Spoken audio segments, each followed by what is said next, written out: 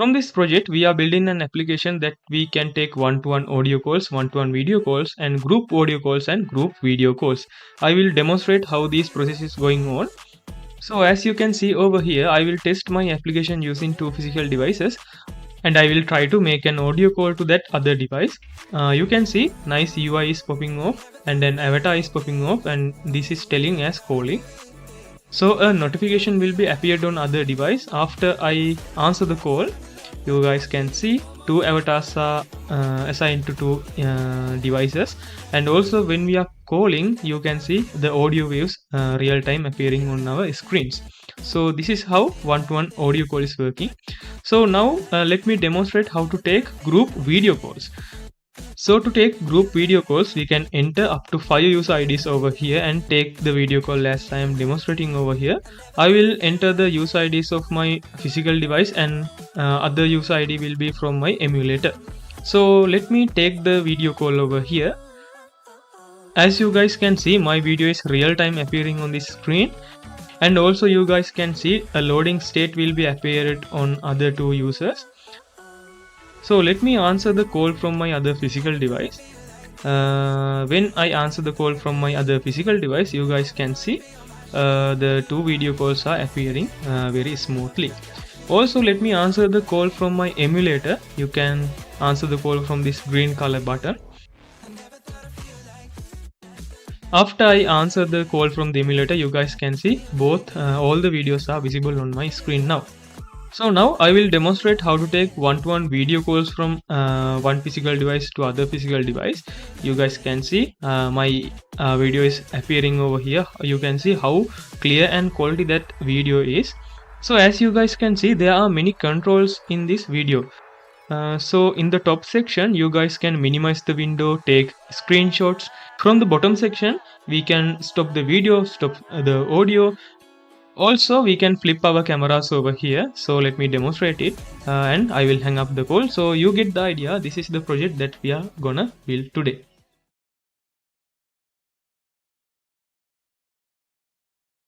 First of all, let's create a folder inside our workspace. So I will create an empty folder and rename it that as Flutter video call. Video call. Okay. You guys can name this folder as you want. Okay. So next I will open this folder inside my terminal. Right, let me show the terminal. So first of all, let me show my Flutter version. Okay. To check the Flutter version, you guys can type Flutter --version. Okay. So this is the Flutter version that I am using, and this is the latest version. Okay. So when the tutorial is out, the Flutter version can be changed. So you must have the latest Flutter version. Okay. If you want to upgrade Flutter SDK, you guys can type Flutter upgrade force. You guys have to, sometimes you want to force upgrade this SDK. Okay. So I'm not going to upgrade my SDK because my Flutter SDK is up to date. Okay. So now let's create a new Flutter project inside this folder. Okay. To create a Flutter project, you guys can type Flutter create dot. Why I am initializing this as a dot? Because I want to create my Flutter project directly into this folder. If you want to create a subfolder inside this folder, you guys can mention the project name over here. So let me enter, and this will take some time, and this will create a new Flutter project inside that folder. So let me clear the screen and list all the folders inside that directory. You guys can see inside this folder my Flutter application is created. Okay. Now let's open this folder inside VS Code. So for this project, I am using Visual Studio Code, but if you guys are using Android Studio, that's totally fine. So I will enable this null annotation, and let's try to run this application inside to an emulator. I will use Pixel 8 emulator, and so you can see I am so you guys can see I turned on my emulator and go to the run tab and click on run without debugging. So after clicking on run without debugging, you guys have to select the compiler. I will select Dart and Flutter. So all the debugging steps you guys can see in the debug console. Okay. So as you can see, I am not getting any errors, and this is the application. This is the starting application that Flutter is giving, and you guys can see this application is properly working over here. So let's continue with the packages. What are the packages that we are gonna require for this video? So let's go to the presentation. So these are all the packages that we are gonna require for this video. Okay. First one is Flutter styled toast. These version numbers will be changed, but you should install this exact package. Okay. So this style toast package is used to show some styled toast messages on our application. So also we have to store some data, store some user data inside our local storage in our mobile application. So we should use this shared preferences package. Also, we are going to use some network images inside our application. So, and it's a good practice to cache those images. So we are using cache network images package to cache our network images. And we are using some different fonts. So we are using Google fonts over here. So Google font package is also required. So next package is this device info plus package. You guys can understand further about this package when you are using this. But if you want to get some device specific features or device specific details about your device, we can use this device info plus package. So as we know, we are creating an application that we can take video and audio calls. For doing this, these three packages are also required. So before explaining these things, we have to continue with this project and we have to set up the environment. I will explain about these services later in this video. Okay. So let's go and install these packages into our Flutter application. Also, you guys can find the completed project codes inside this GitHub repository. I will link to this GitHub repository in the video description. Okay. So the first package is Flutter styled toast.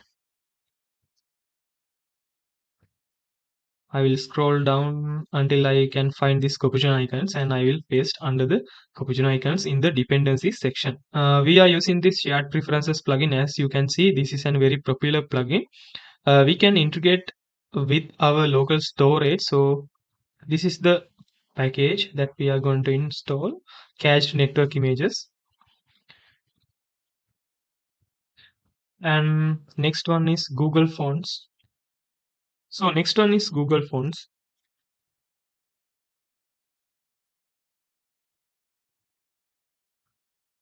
Next, device info plus. Next, we are going to install the packages that are related to the video and audio call functionality.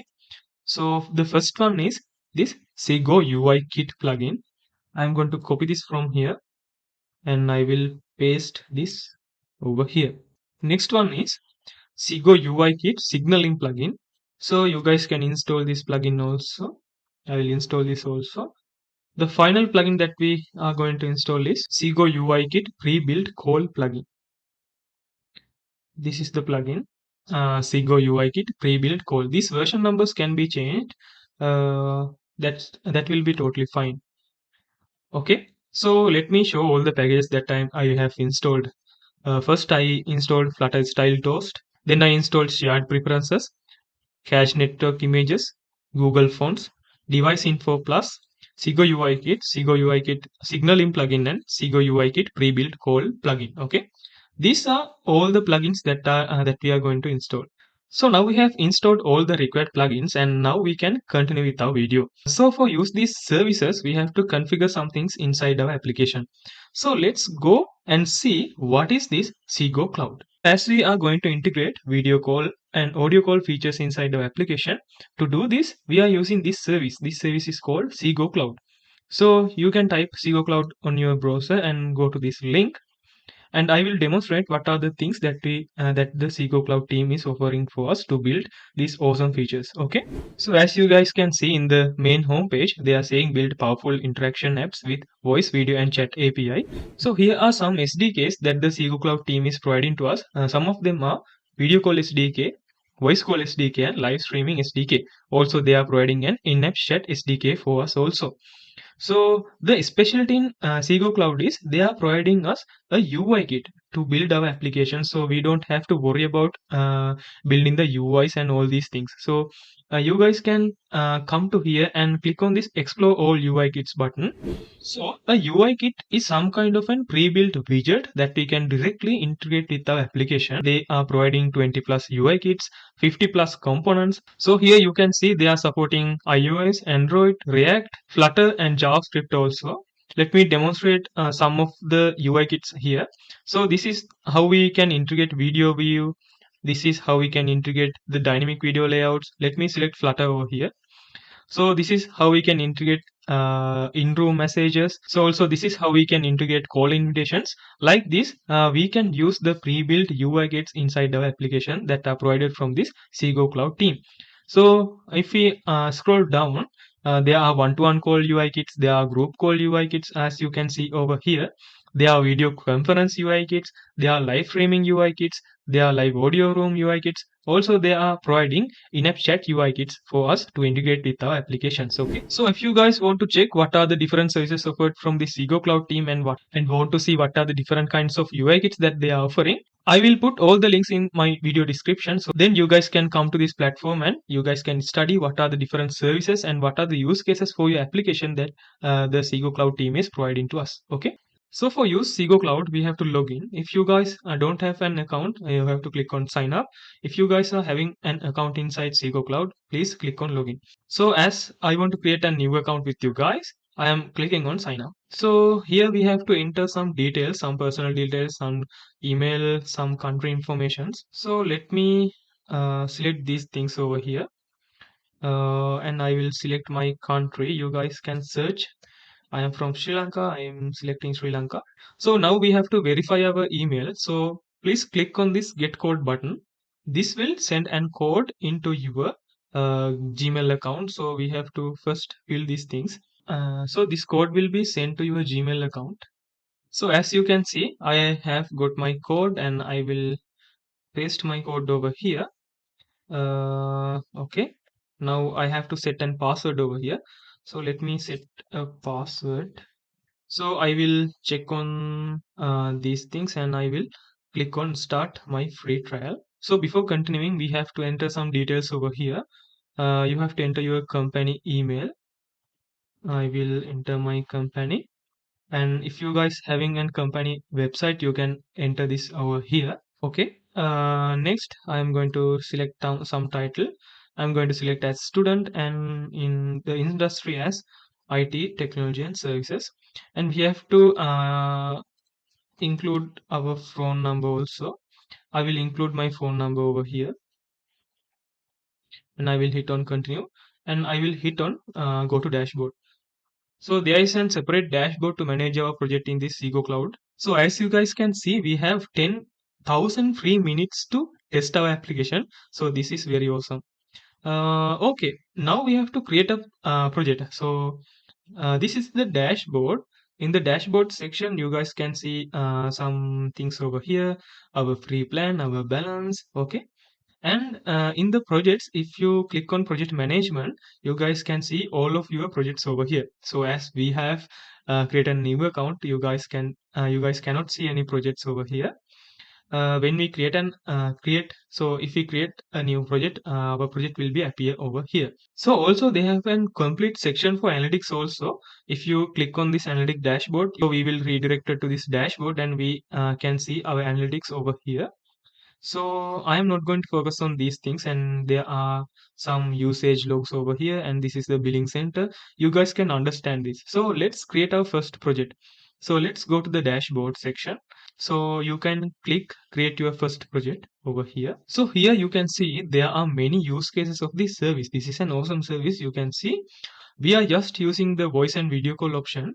You guys can use if you want video conference, you guys can use this. If you want live streaming, if you want audio room, one-to-one tutoring, you guys can understand there are many services that they offer. The main service that we are going to use is voice and video call over here. So mark this, select this one and click on next. So now we have to enter our project name. The project name can be any name. I guess they don't allow to use any spaces over here.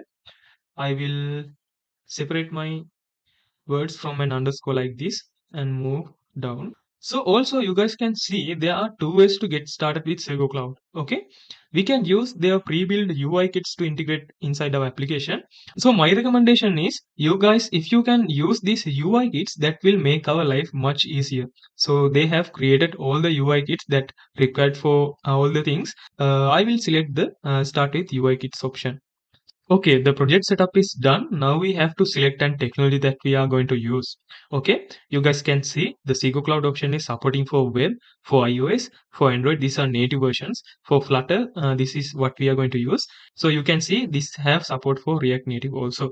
So as we are using Flutter, we can select Flutter over here. So as you remember, we have to configure this service with our Flutter application. So as you guys can remember, we have just installed these three packages, but we have to set some configurations inside our Flutter application to use this service. So here, now let's set the configurations. These are the steps that you should pay your attention very well. Okay. Here are two options, one-to-one call and group call. We are going to integrate these both services. I am going to teach you how to use one-to-one audio call and video call, how to use group audio calls and group video calls. Okay. First, let's set up our application. You guys can select group call or one-to-one call. That will fairly same. I am selecting one-to-one call. Also, make sure to check this option. The call invitation option must be turned on. Okay. And now next, you guys can click on save and start to integrate button. So here you guys can see my app ID and my app sign in. So you guys do not need to share these things with public, and I will teach you how to use these secrets inside our Flutter application in the best way. Okay. So now we have to continue with our configuration steps.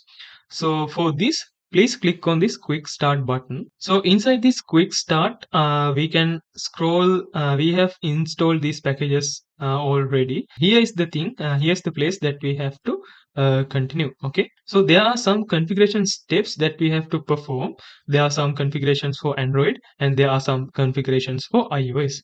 There are many configuration steps that we have to follow if we are using Android. As we are using Android over here, I will go through each and every steps, and I will go through all the steps inside the iOS also, but I can't demonstrate those things as I am using an Windows environment. Okay. But those things are fairly easy. Let's start our configuration steps with Android. As you can see, we have to follow 5 steps to configure ZEGOCLOUD with our Flutter application. So let's continue.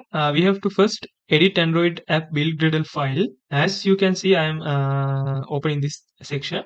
So the ZEGOCLOUD team makes these things very easier. You guys can see they have also include images. So first of all, let's move to Android app and find the build Gradle file inside that app directory. So let me open my project, go to my Android folder and go to my app folder, and here's the build Gradle file. Okay. And let's see what are the things that we should do. So we should add these dependencies. Okay. Please copy this dependency and scroll to the bottom of your build Gradle file and paste this dependency over here. Okay. Right. That's the first thing we have to do. Next, move to down. Next, we have to set up our minimum SDK version to 21, as you guys can see. Let's scroll up and find the min SDK. This is inside the default config, and we can change this as 21. And next, we have to change the compile SDK version to 33. In the documentation, they are saying please use 33 as our compiled SDK version. But if you guys are using the latest Flutter version, you have to use as not 33. We have to use the 34 version. Okay, we have to use the version 34. So go to the Android section. Inside the Android section, you guys can find this compiled SDK, and please change the version as not to 33. Please change this as 34. Okay. So I guess those are the only things for the first step, and I will close this and let's move to the second step. We have to configure our Android. We have to configure our build Gradle file inside our Android folder. First, we have to set up and build script. But in the latest Flutter applications, if you are using the latest version, let me open the build Gradle file inside my Android directory. This is the build Gradle file. As you can see, there is no build script. So we have to add the build script over here. So if you want to copy the code, you guys can go to my GitHub repository. That will be much easier rather than typing. So move to the Android directory and please find the please find the file, the build Gradle file inside the Android directory.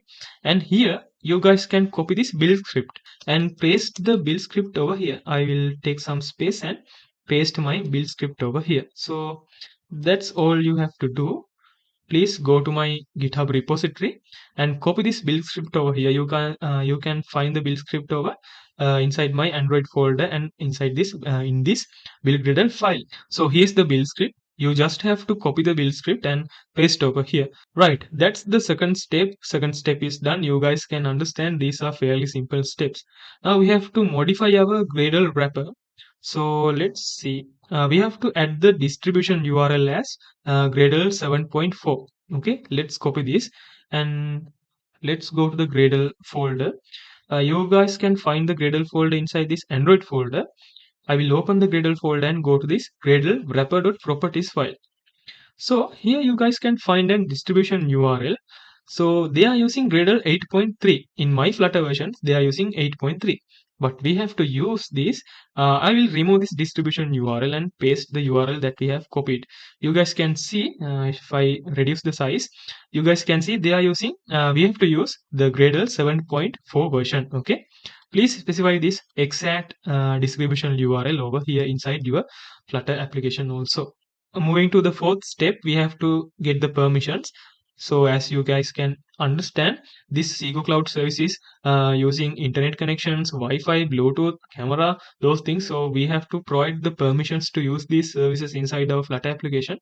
So we have to add these user permissions. We have to add the permissions inside our Android manifest file. So to find the manifest file, you guys can go to the app folder inside the Android folder, go to the source folder, go to the main folder, and you guys can find Android manifest.xml file. And please copy those things over here. If you don't copy, you can copy those permissions over here and paste these permissions like this. Okay. I will fix the indentations like this, but you don't have to fix the indentations over here. So like this, you have to paste these things inside this manifest tag. Okay, you should remember, not inside this application tag. You have to paste this inside this manifest tag. These are all the things that we copied over here. So that's the thing that we should do in the fourth step. And in the fifth step, we have to create an prograd file. Okay, we have to create a prograd file inside our app folder. So let me copy this file name.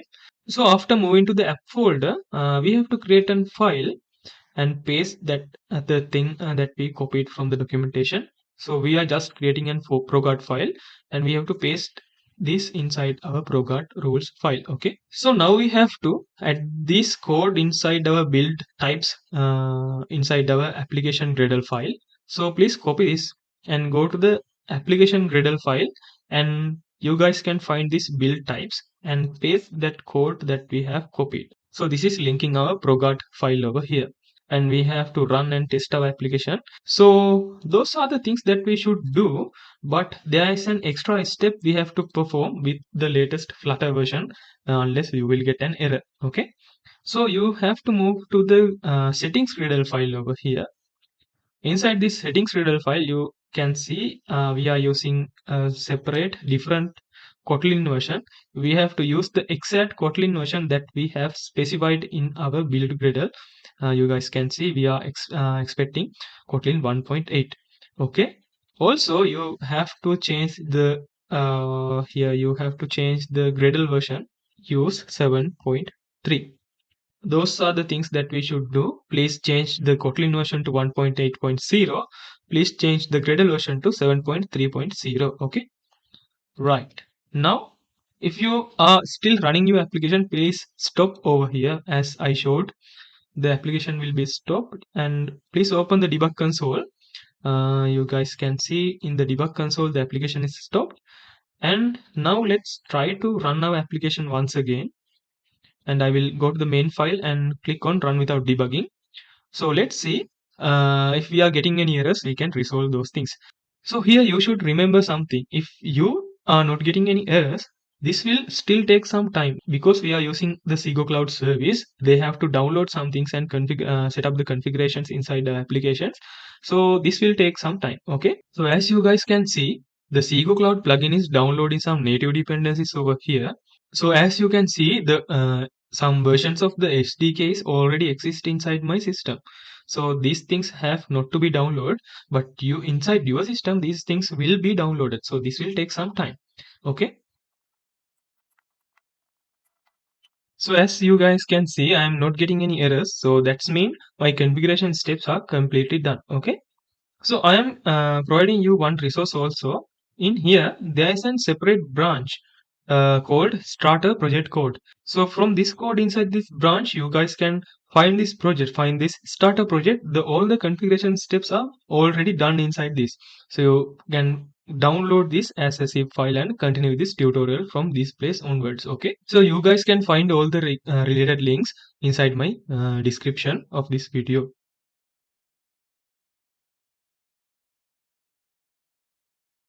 Okay, in the last section, we looked how to configure these services and install those packages. So let's start coding. So before continuing with integration of this video features inside this application, we have to create some constants. We are using some routes. We are creating an user model. So if we can initialize these things before we start coding those services, it will be much easier. So I am first initializing the constant things inside an constants folder. Okay, I am creating a new file called constants.dart. So inside this file, I will store all of my constants. Okay. Okay. First, I will create my routes inside my application. I will create a class called page route names. Page route names. Okay. So as you guys can remember, inside my application, there are only main two pages. For user login and authentication stuff, I will create a login page. And for the video calling features, I am creating a page called home page. Okay. So for the login page, okay, I am using this route login. Okay. You guys can change these things as you required. That will be totally fine. So next, for the home page, I will use home page. Okay, now let's create the router. You guys can remember the router is the thing that will map a string path to an widget builder. So this will map an string path to an widget builder. Okay, so let's name this as routes and let's create our map over here. Okay, so the login route will be mapped into a login widget builder, and the home page route will be mapped to an home page. Okay, so first let's create those widgets. Okay, so for these things, I am creating a new directory called pages because they are our two main pages, my login page and my home page. So we have to map these pages into these routes. So I am creating an login page dot file, and I will create an homepage dot file over here. Homepage dot.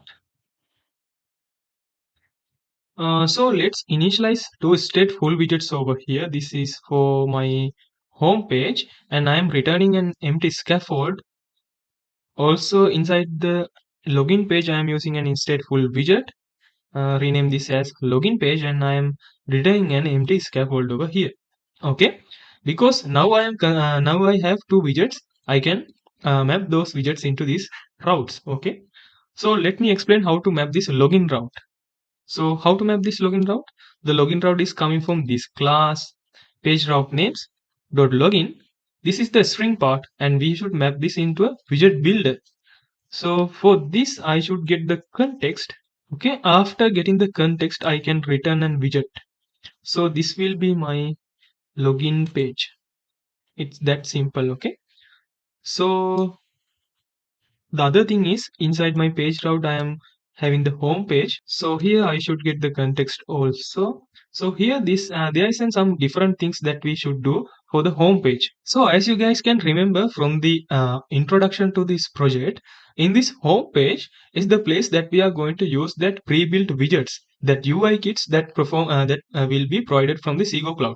So as we are using some pre-built widgets that are provided from the ZEGOCLOUD UI kit, we should wrap our home page First, let's return our home page over here. So we should wrap our home page inside an widget to use that ZEGOCLOUD UI kits.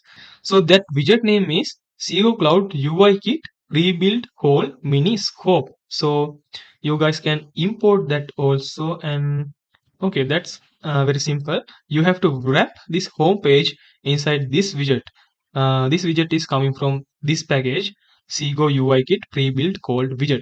So why I'm using mini pop scope here? So why we are using the mini pop scope over here?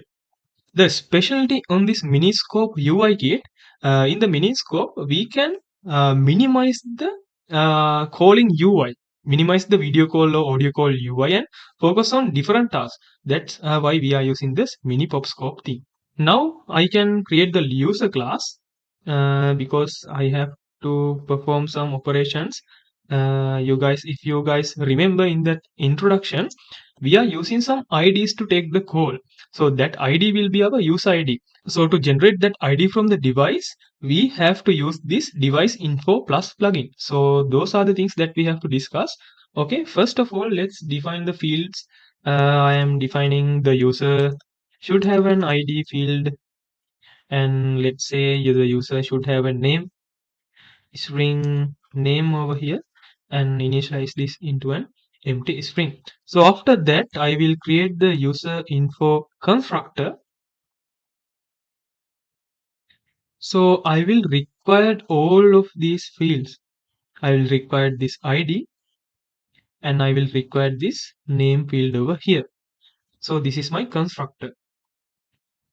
And I need to create another named constructor to return an empty user over here. Let me put some comments and you guys can focus over here. And here you guys have to do like this, okay? Create an boolean getter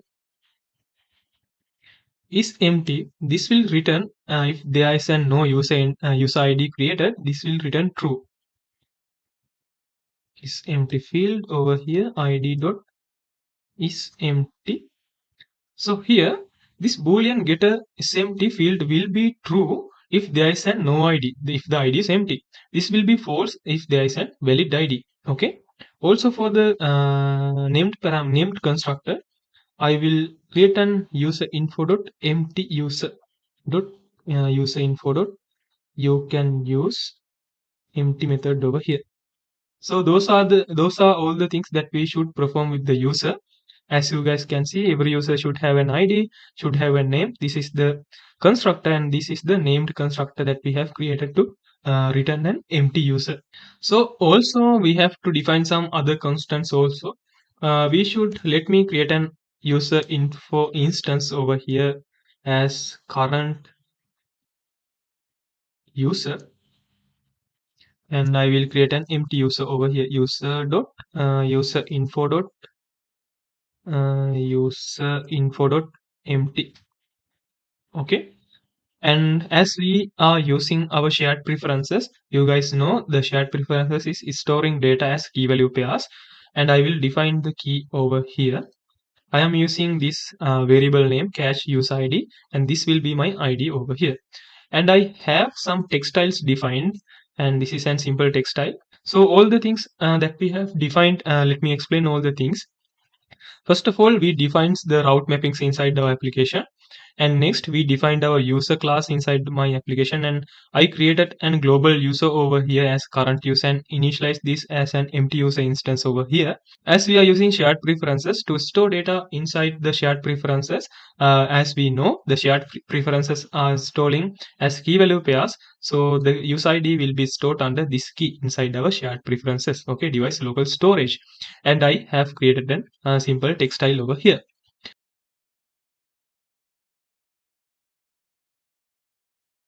So that's the things. Those are all the things that we have to configure with our constants. I should create a function to get the user ID from the user device. As you guys can remember, we installed this package device info plus.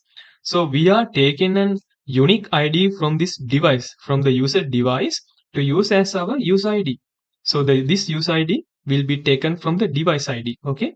There are some configuration steps. So let's create that function also. So for this, I will create another folder as utils, and I will create util.dart file over here. So now I have to do is go to the device and take an unique ID from that device, and so we can use that ID as our user ID and store that ID inside our local storage using shared preferences. So for this, I will define a future method over here, future method that will return an string. So we should return the user ID. So let me name this function as get unique user ID. So as this and future, we should make this function as an asynchronous function. So let me initialize an string variable over here called device ID. Also, we should initialize the device info plugin. Let me create an instance of my device info plugin, device info. So this will be taken from device info plugin. So you guys can remember we already installed this device info plus plugin.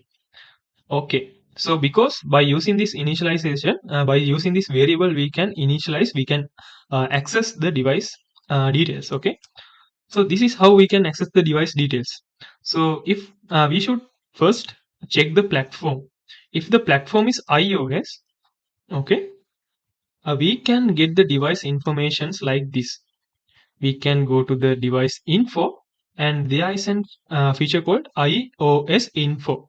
Here inside this iOS info, we can get the informations about the device. Okay, you guys can see information derived from the UI device. So let me get initialize this to a variable. Let's say iOS device.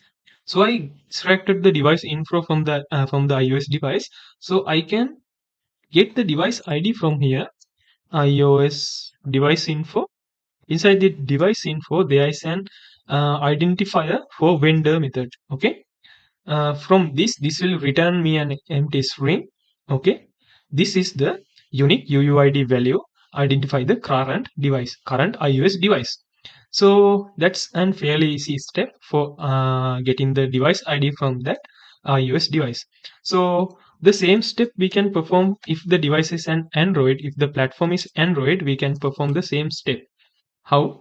We can get the device info dot inside this Android. We have the device info as Android info. Okay. So let me initialize an variable. So next I can get my device ID from Android device info. Android device info dot. Here's a method called ID. Okay. From this ID, I can get the ID from the Android device. So there is another condition we should handle. So there can be. So let's say we have extracted the device ID for some scenarios. If the device ID is not null, and the device ID length can be less than 4 characters. So creating an user ID with less than 4 characters can cause duplication. So we have to extend this device ID. So for this, I can check like this. So for this, so to handle this scenario, I will get my device ID over here.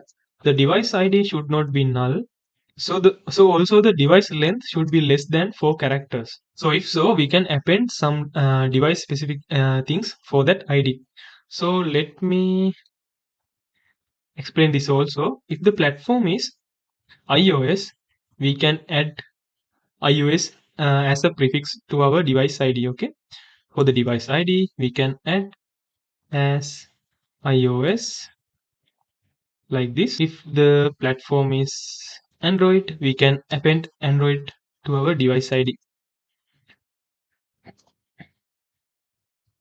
So also we have to handle the device ID null status over here also. So if our application is unable to fetch the device ID, we have to set up some IDs over here. So if there is no ID, if the platform is Android, we can set up a unique ID over here. I will set up this ID over here. If the ID is null, I can give the ID as I am using Flutter user ID. This is my ID for the Android devices if the system is unable to fetch the ID from the device. Okay. Okay, and here, and we can use else if condition. Else if the platform is iOS, I will set the device ID as Flutter user ID iOS. Okay, now we have to do some conversions over here. So after taking the device ID, I can return an user ID as an string over here. Here I want to do some conversions. So to do these conversions, I should import this package. This package name is crypto package, crypto.dart. You should import this package also.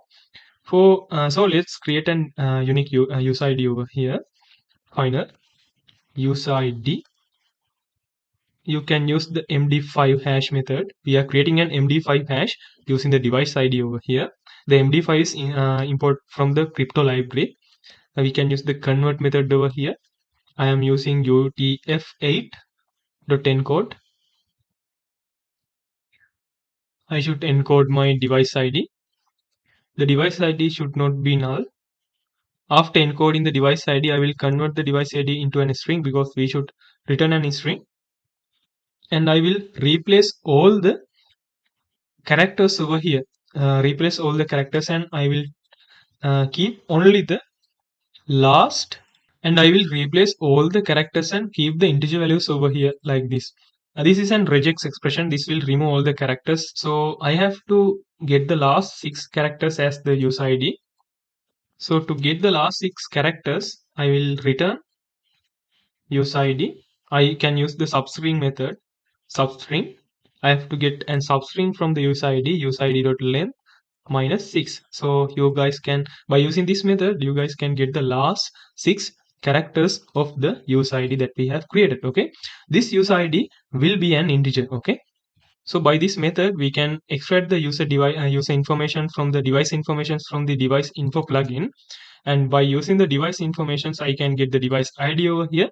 After getting the device ID, if the device ID is shorter, I will append these things over here, and all these things are passed into this MD5 convert method, and this will convert an MD5 hash, and I will replace all the all the characters unless the numbers from the MD5 hash, and converting this into an string and returning the last 6 characters from the user ID that will be an MD5 hash. Okay, now we have completed our util function to generate an unique user ID.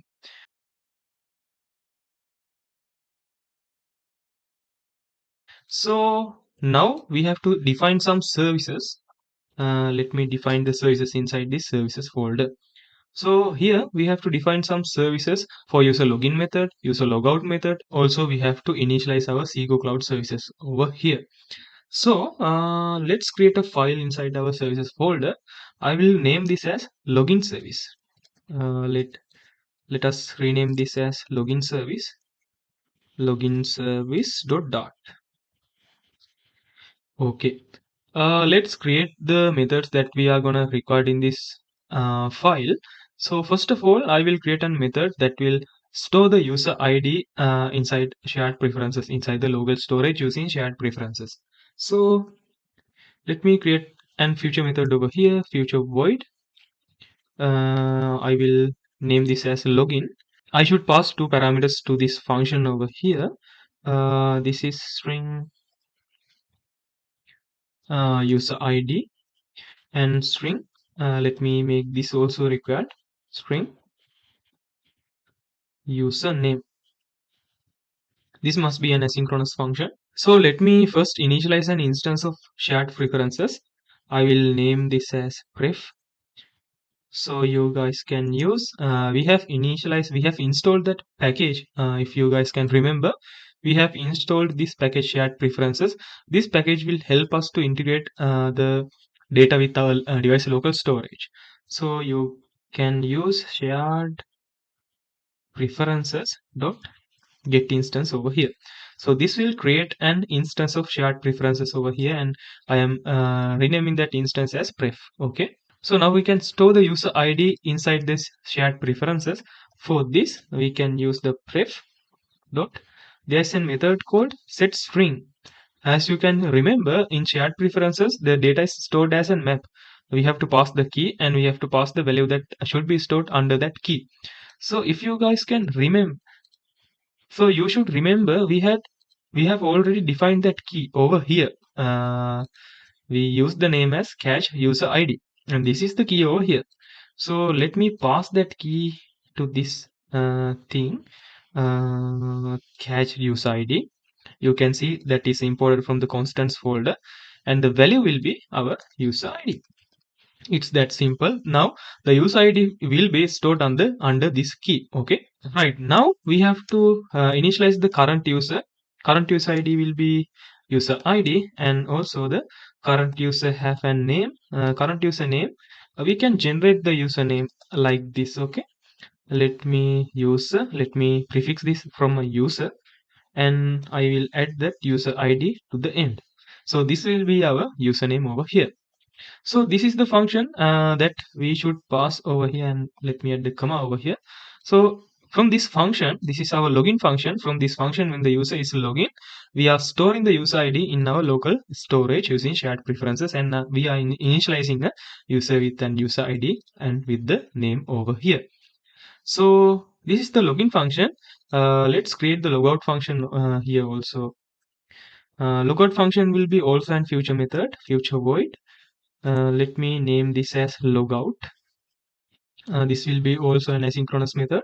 So during the logout, we have to remove the user ID from the shared preferences. Using shared preferences, we have to remove the user ID from the local storage. So for this, let me create another instance over here like this, and we can easily use this and remove.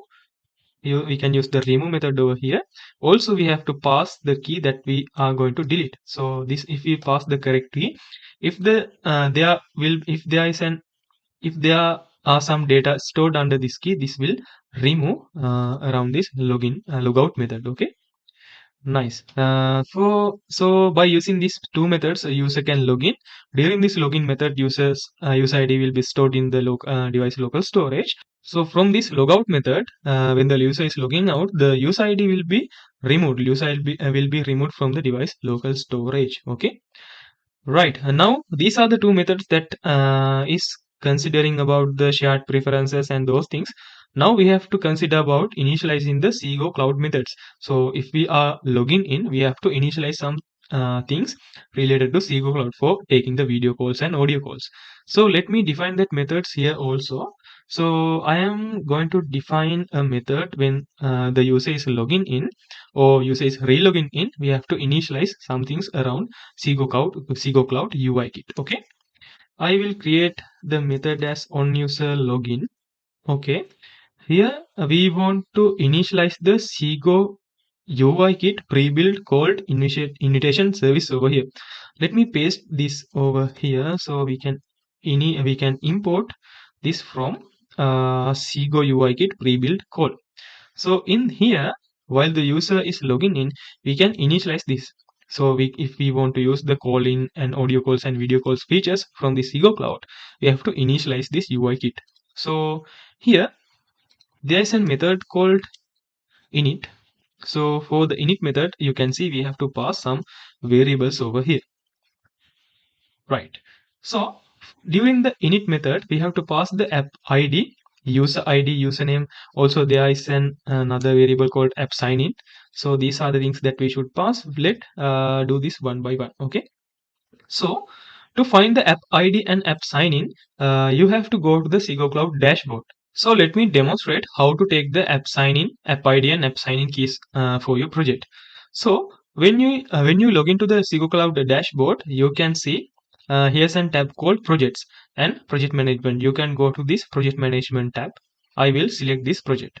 After you select this project, from this screen, you can get the app ID over here. This is the app ID. This is an integer, and this is the app sign. This is a string value.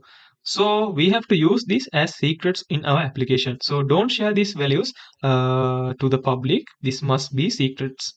So for handle these secrets, we can create a file. I will create another file inside constants called secrets. secrets.dart. So if you go to my GitHub repository, if you go to the constants file, there's an file called secrets example.dart.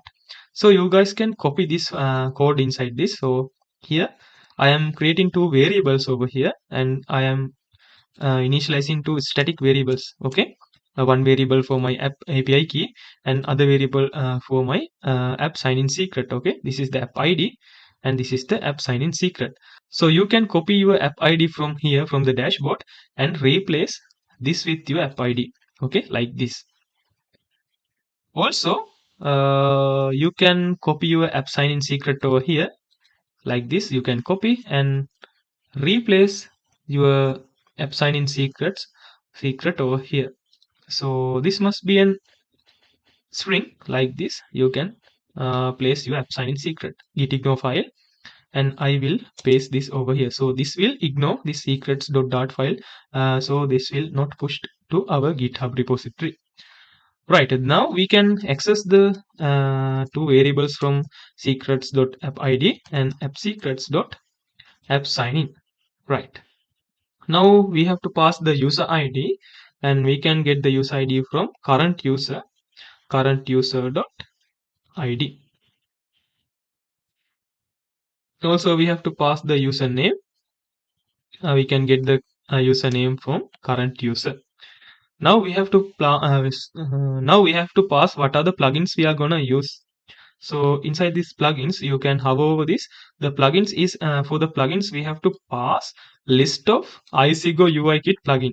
So let me create a list over here. The plugin that we are going to use is Sigo UI Kit signaling plugin. So here I am using Sigo UI Kit signaling plugin.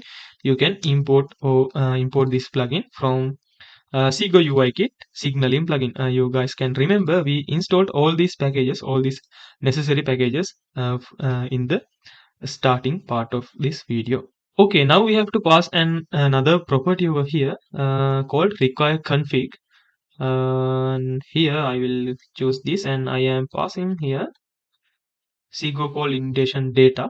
Sego call invitation. Let me type Sego call invitation data. I will pass the data as data. So here after getting this data, I can create the config over here. So let me paste the config for you. So here now we can use this config to initialize a video call or audio call. So the things are doing here over here. You guys can see if the video call length is greater than 1. So this means there are more than 2 members. Okay. So we have to initialize a group video call or group voice call. If this scenario is not greater than 1, if only one invitation is sent, this will be an one-to-one video call or one-to-one voice call. So this is the things that that we are going to set up in this config. Okay. So for the config, there are some other methods and other variables that we can pass. If I going to use, I can use an avatar builder over here.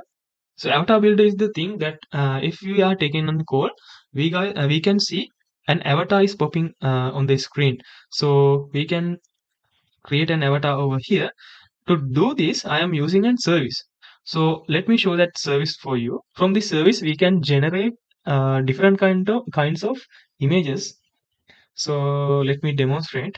This is the website that we are going to use to create different kinds of images. So let me enter my name and click on generate. This will generate a different kind of image for my name. Let me type another name and click on generate, and this will generate another kind of image for myself. Okay, so we can use this service to generate a unique image for every user. So for this, I will create another method in my constants folder. I will create a common not a folder, I just want a file over here, and I will use and I will initialize a widget to create the profile image over here.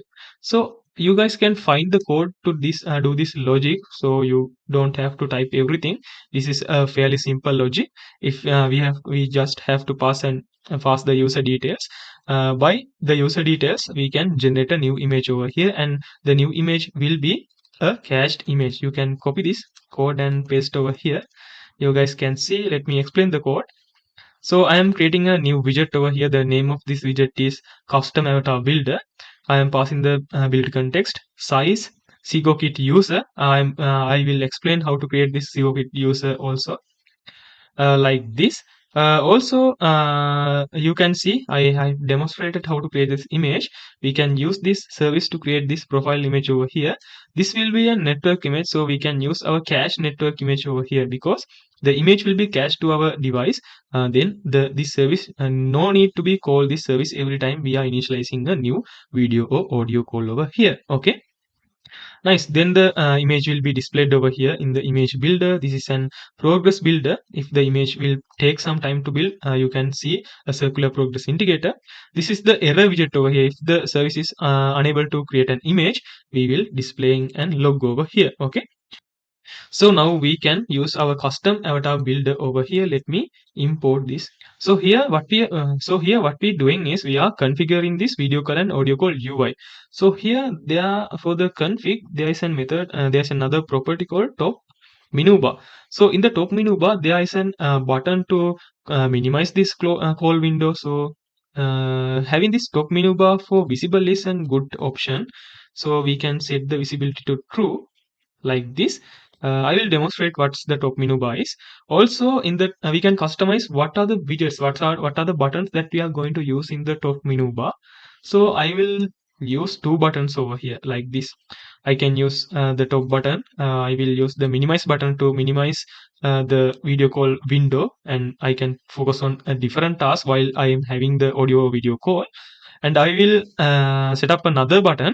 This will allow me to change my sound and apply sound effects. I will show this. I will demonstrate this to you. So finally, those are the only changes that I'm going to do here.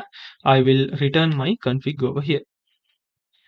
So let's see. Config. Okay. This will be this is the initialize of the Sego UI kit while the user is logging.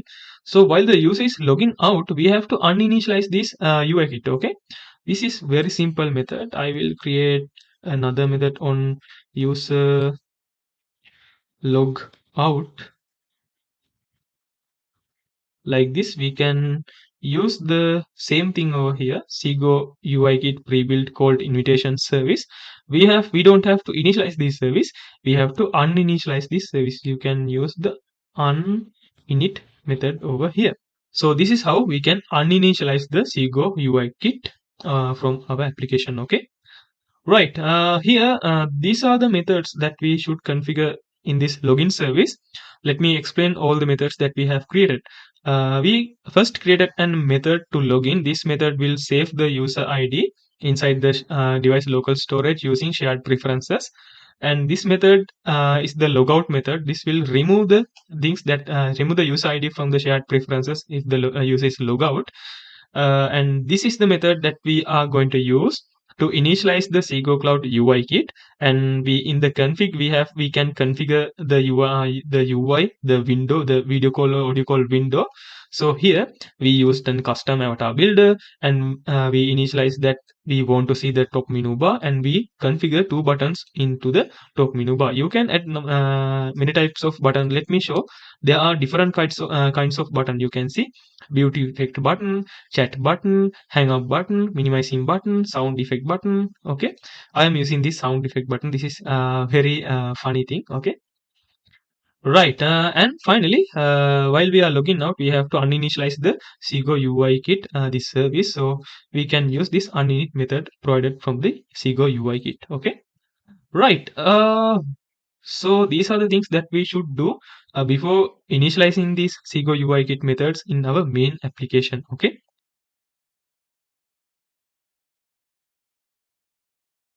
Please come to your main.dart file. I will close other things also. If you want to refer these codes, you guys can find the links for this GitHub repository. So you guys can find all the resources and all the codes that I am discussing in this tutorial. Okay, right. I will go to my main app and I will remove all this code. I will mark all this and remove. So I will create the main method, void main, run app, and I will run my app over here. So I will create my app. I will create an stateful widget called my app. Okay, right. So here, before running my application, I have to initialize some things that I'm going to require in this application. One of these is shared preferences. Before running my application in the main method, I have to initialize shared preferences also. So let's initialize shared preferences. So for this, I have to say the Flutter. I'm going to bind something over here. So widget Flutter binding dot ensure initialized. So now I can initialize my shared preferences plugin over here. Before that, I am going to make this main function as an asynchronous function and await shared preferences dot get instance method over here. And I will assign this into an variable called final preference. Okay, right. We have the preference method over here, preference variable over here that we can access our local storage. So we can see whether we have an user ID already installed over here. So for get and value, you can use the get method and pass the key. You guys can remember the key we used is cached user ID over here. So this will be written as an string over here. So this will be an nullable string. Or if that is null, I am going to return an empty string over here. So let me initialize. Let me assign this to a variable catch user ID. Okay.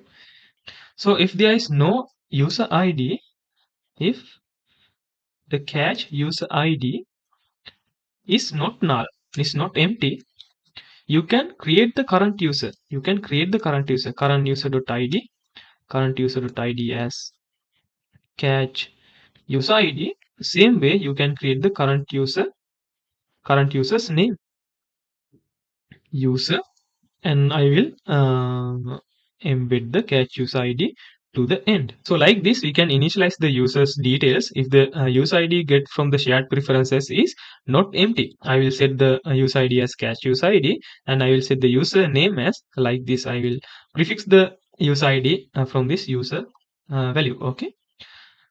Right now, for the navigations, I am going to create a navigator key over here. So for this, I am going to do this. I created a navigator key. This should be a global key from the navigator state. So after creating this navigator key, we can set our navigator key for our ZEGOCLOUD service. To do this, you can call this method. Okay. Sego UI kit. Let me import that service. Sego UI kit pre-built called invitation service. There's a method called set navigation key. This is expecting us a global key from the navigator state that so we can pass the navigator key for this method. Okay, right. Now we can initialize the logs. So logs we should see the logs over here. So in the Sego UI kit, there's a method called init. Let me see. We have to get the method, and there's a method called init log. This will initialize the logs, and in the debug console, we can see the logs. We can see all the logs. So if the we can get this as a value. So after getting this value, we have to call the system pre-built initialization service over here. So you guys can call Sego UI kit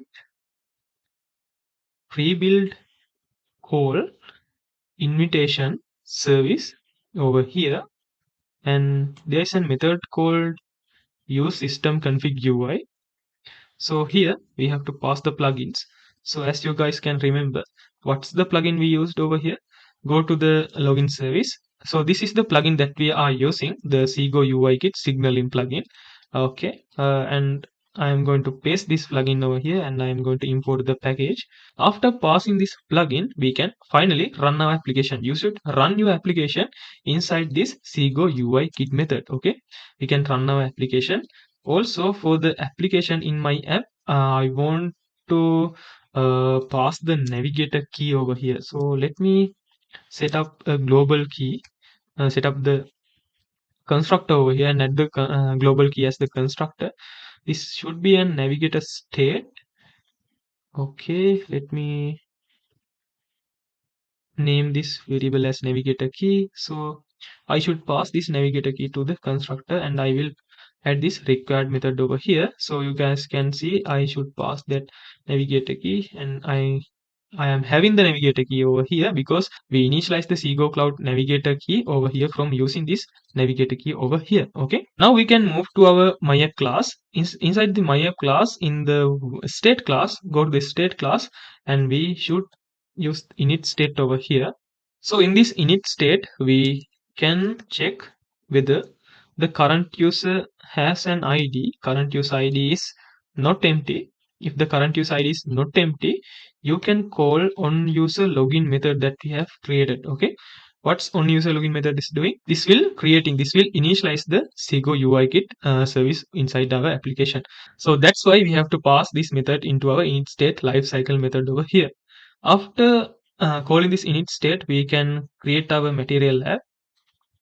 I will create my material app over here. Material app. We can pass the routes as we created the routes first inside our constants folder. And I will set my initial route as, let me check here. If the current user ID current user ID is not empty means, let's say it's empty means the user is not login. So I will pass the user to the login page. So in the route names, we defined an static variable for the login page. If the user ID is not empty, I will pass the user into the home page. Page route name dot home page. Okay, right. Now we can set the theme because I am using Poppins font over here. Let me set the theme to the application, and I can import this Google Fonts from the Google Fonts package, and I'm using the Poppins font as my font family. After that, we can set the navigator key over here as we are passing the navigator key inside our widget class. We can pass this navigator key as widget.navigator key. Okay. Finally, we can create the builder method. For this builder method, we are getting the context and child. So I will return and stack over here.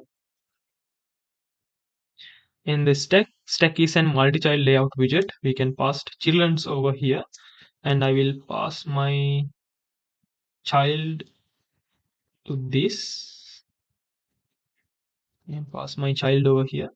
So if you guys are having an problem why we are using stack over here, as you guys can remember, we should be able to minimize the call UI, call or audio call or video call UI. So for this, we have to stack our widgets. So for do this, I am going to import another widget from the Sego UI kit, and that name is let me pass the context query first. The name of this widget is Sego UI kit pre-built called mini overlay page. Okay. For as you guys can understand, this is an overlay page. So as this is an overlay page, we can we can minimize and maximize this overlay. Okay. So for this, we should pass an context query over here. So inside this context query, we have to return our navigator keys current state over here. Current state dot context over here. Okay, that's all the things that we should do. Right. So these are the things. Let me restart my application and check whether if there are any errors. You guys can see there's an error. Let's see after refreshing. You guys can see the logs are activated. I can allow this. So there I can't see any errors over here. Let's say let's see we can fix if there are any errors also.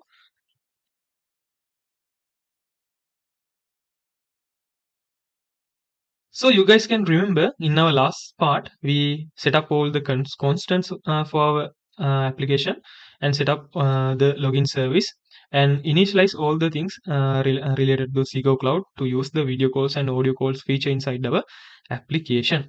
So in this part, we have to set up our login page and home page UI. You guys can see we are returning only an empty scaffold over here. So here I am not going to explain each and every step.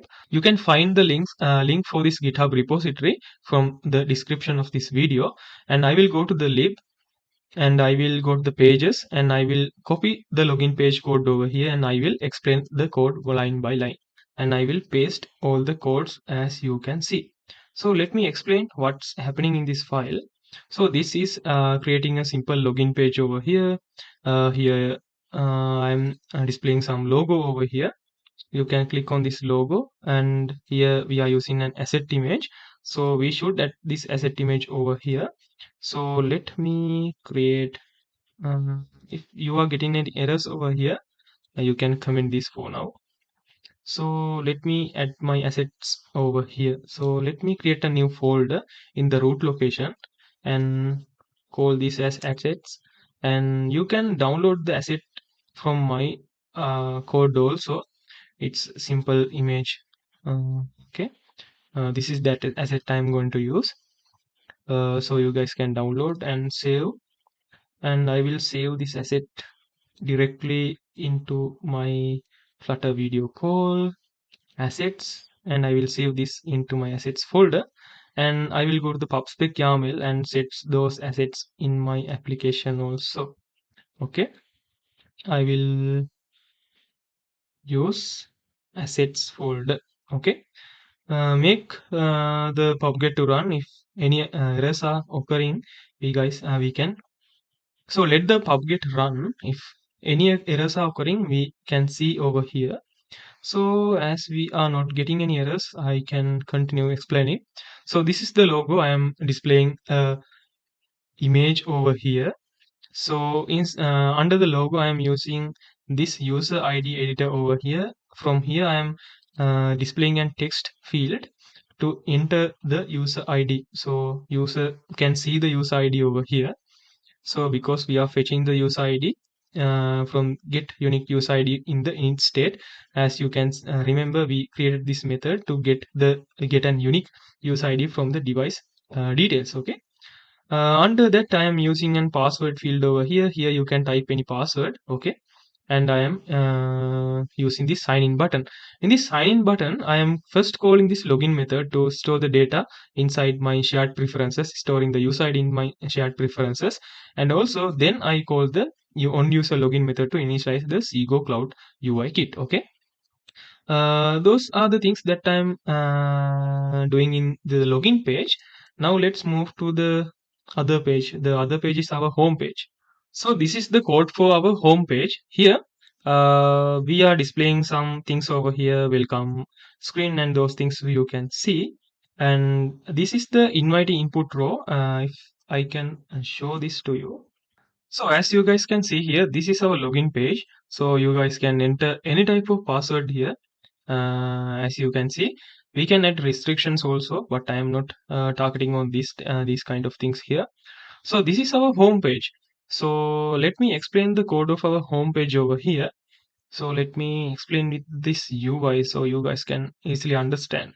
So this is our app bar over here, and inside this app bar I am scheduling my logout button, and this is the part that we are setting over here.